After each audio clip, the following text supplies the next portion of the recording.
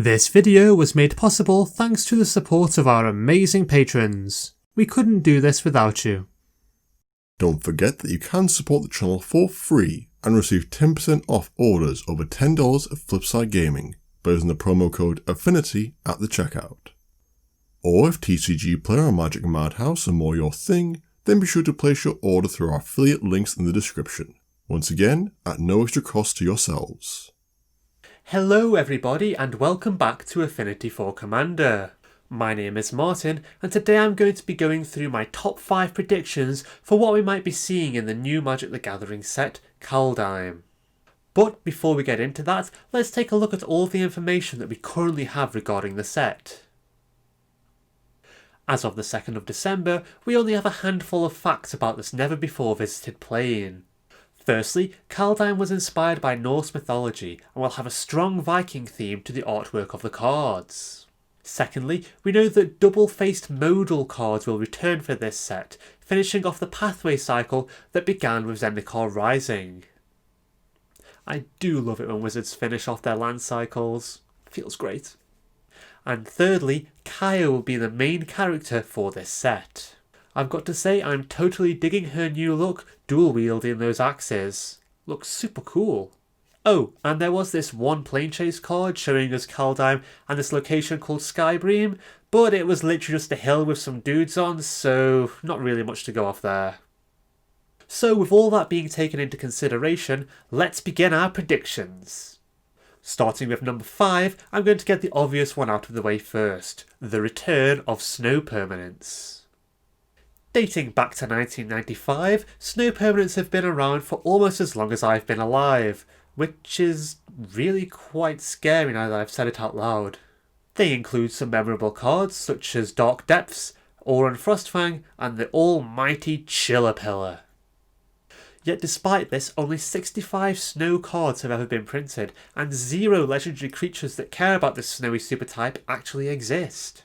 Personally, I think the new snow cards printed in Modern Horizons were a test run to see how the community would react to new snow cards. And if Wizards were indeed going to print new snow cards into a standard legal set, then I can think of no set better than this one. I mean, it's a plane where literally everything is covered in snow. Just saying. For my number 4 prediction, I'm going to be guessing what I think will be the main creature types for each colour combination in the set. Starting with white, I think there's a high probability we'll be seeing at least one Valkyrie card in the form of an angel. Given that Valkyrie roughly translates to Chooser of the Slain, I think it'd be super cool to see some flashy creature-saving shenanigans on this card. Think along the lines of Restoration Angel, only with a way cooler looking Angel Warrior on the artwork. Next we have blue, and I think we'll see some Ice Giants printed in this set. Currently we have a mere 6 mono blue giants that have ever been printed, and I think we need some more that aren't just in Boros colours. I'm guessing if we do see any of these icy fellows in this set, they'll have a permanent tapping ability, similar to Frost Titan or Wall of Frost.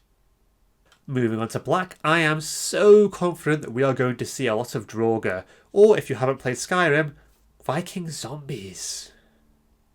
Now I'm going to throw in a curveball here and say that I originally had skeletons as my pick for black creatures, as these bony boys desperately need some sort of support, but thinking about it realistically, zombies are much more likely to happen.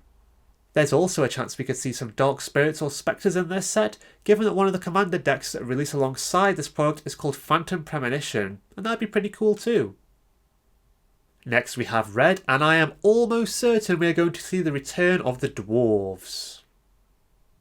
Now yes, I know we've had a handful of dwarves sprinkled into the past few sets, but I'm talking about a viable number of playable creatures in a single set.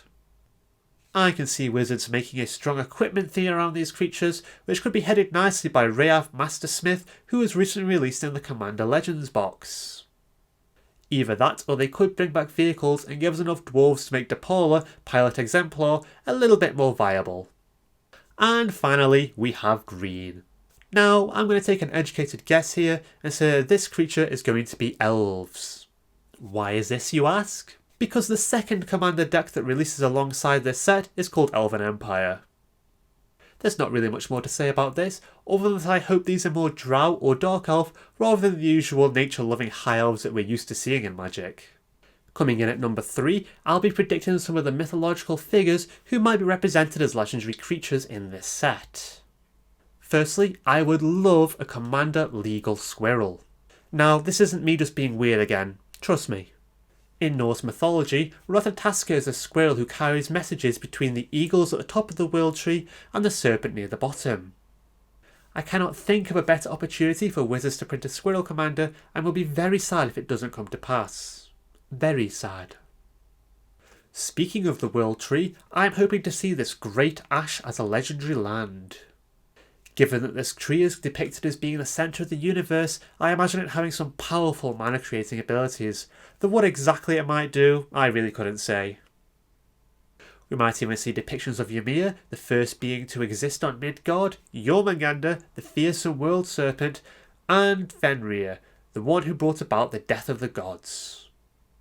And let's not forget about the obvious card that I'm sure we're going to see, a depiction of Mjolnir, Thor's hammer.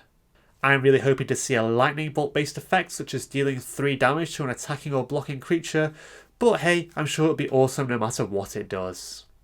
Speaking of Thor, we arrive at my number 2 prediction, the return of god cards. Now, I'm cheating a little bit here, as 2 gods have been put up in the selection of miniatures that you're able to pre-order. But despite this, no details have been released about the cards themselves, so that's what I'm going to be guessing around. Raydance, God of Justice, strikes me as being a very white creature, whereas Alrund, God of Wisdom, comes across as being more blue.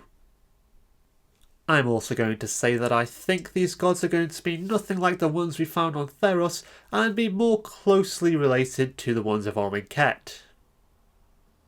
Going back to a previous prediction, it would be pretty cool if their effects are dictated by the amount of snow permanents that you control. Though this might be unlikely given that it's probably pretty easy to abuse in non-standard formats. Regardless, I'm sure that a lot of Commander players will enjoy these new additions to their God Tribal decks, so there's that at the least. And finally, we come to my final prediction, the one that I'm most hoping will be correct. I'm going to say that we will see the return of a Planeswalker who had a huge role in unleashing the Eldrazi upon Zendikar, a character who has yet to receive a printing. I am of course talking about Ramaz, a character who tricked Chandra into stealing a dragon scroll, which led her to the Eye of Ugin, the prison of the Eldrazi.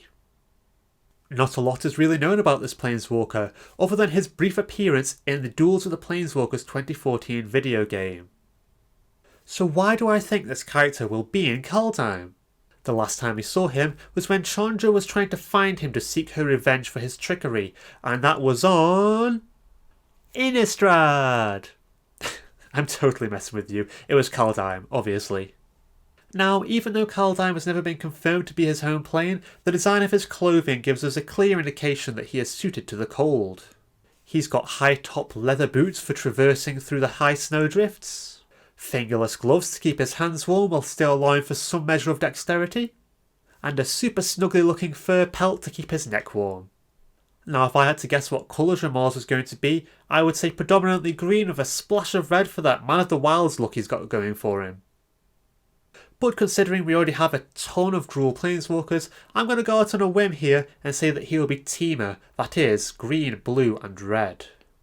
We currently only have one Planeswalker in this colour combination, and that is Sarkhan Unbroken, who really only cares about dragons. Some things never change. And with that we come to the end of the video. I really hope that you've enjoyed it. Don't forget that you can help to support the channel in 4 quick and easy ways. Liking this video, hitting the subscribe button, clicking that bell icon and leaving us a comment. I read every one. But before we end things, I have the winner of last week's competition to announce. Congratulations to Daniel Giacomini for winning this Arm for Battle pre-constructed commander deck. I hope that you had a wonderful wedding and a great honeymoon in Japan despite the craziness that's been going on this year. Be sure to contact us in the comments below or on our Twitter page so that we can sort out postal arrangements for you. Well, that's all for now folks, I've been Martin and we'll see you next time.